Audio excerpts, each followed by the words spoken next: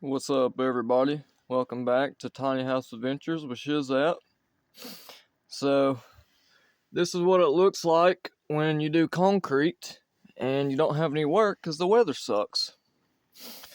So, this is my heat source. I did have a generator and I have all these space heaters that work great, but because I need money, I had to take back the generator. So, then I got a propane heater and end up having to take it back. And as a matter of fact, this little sucker works better than the propane heater. Because a canister of propane, the little 1 pound canisters, cost about $10 a piece and they only last for about 3 hours. This little sucker, canister of butane for this grill, is about $3 or $4 and it lasts for about 4 to 5 hours. And it keeps it just as warm in here. Luckily, I built this loft because it makes it like a little cave, and I'm able to put these blankets up over and keep all this heat in here. It stays about 60 to 70 degrees in here. Now, if we walk in here, it stays about 40 degrees in here. You can see my breath. So, the only thing I have to do out there anyways is just keep my food and stuff. So, like I made these brats last night. Ate 3 or 4 of them. Kept the other 2 outside in the kitchen and they stayed just fine. Stayed about 30, 40 degrees in there. So, this is what the tiny house life is really like, being off grid during the winter time when you don't have much work. Thank God I'm able to work tomorrow, though.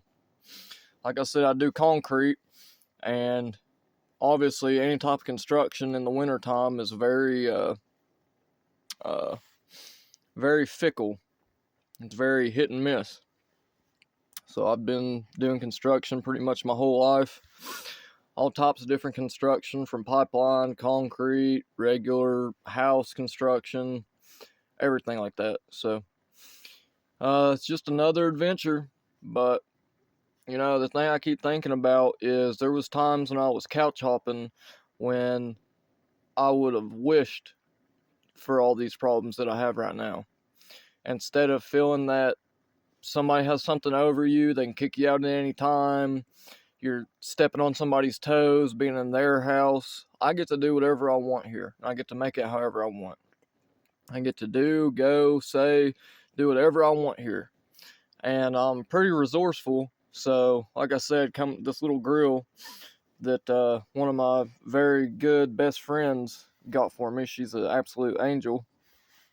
It's come in very handy. So, I've got my outhouse built, and that's where I have a shower at, which also she got for me, a nice portable shower.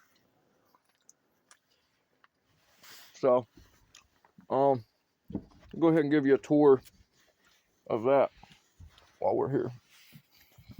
Yep, got me a big, nice, comfy bed.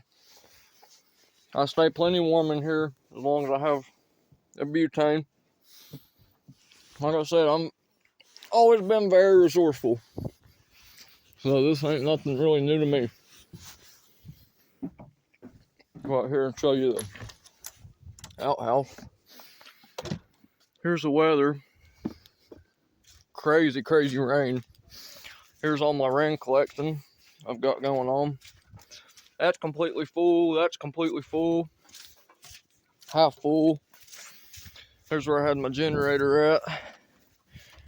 Here's my breadwinner bucket. That's completely full.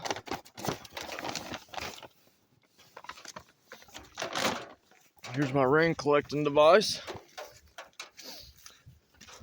And here is my outhouse. Put some plastic up on it yesterday. And got me put me some fresh wood, some good firewood in here to keep it dry last night. So here's the outhouse. There's the toilet. There's where I take a shower at. Here's my plastic. Need to drain some water off of it. That's okay, I can do that. There's my shower bucket, heat up in the fire. Oh yeah, that is nice and dry.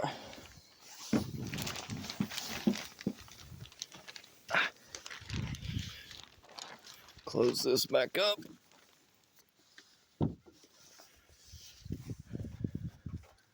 Yep, so there's that. Here's my fireplace.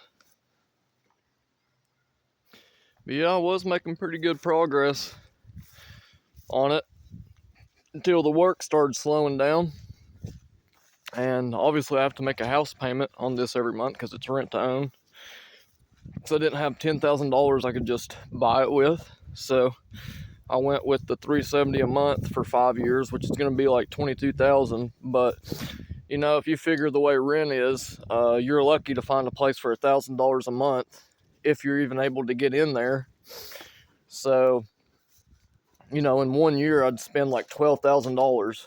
So 5 years, $22,000 for my own place to live, you know, which is more than enough space for me. And I have a lot of plans for this thing. It's a 12 by 32. It's actually pretty dang roomy in there. I actually kind of sometimes wish I would have got a little bit smaller one, but I'm glad that I got that because my visions and plans for it, it's gonna be pretty sweet. So that's plenty enough room. So yeah, here's the weather. Thank God I get to work tomorrow. Here's my gutter I got put on there. That's what I take my showers with, wash my dishes with.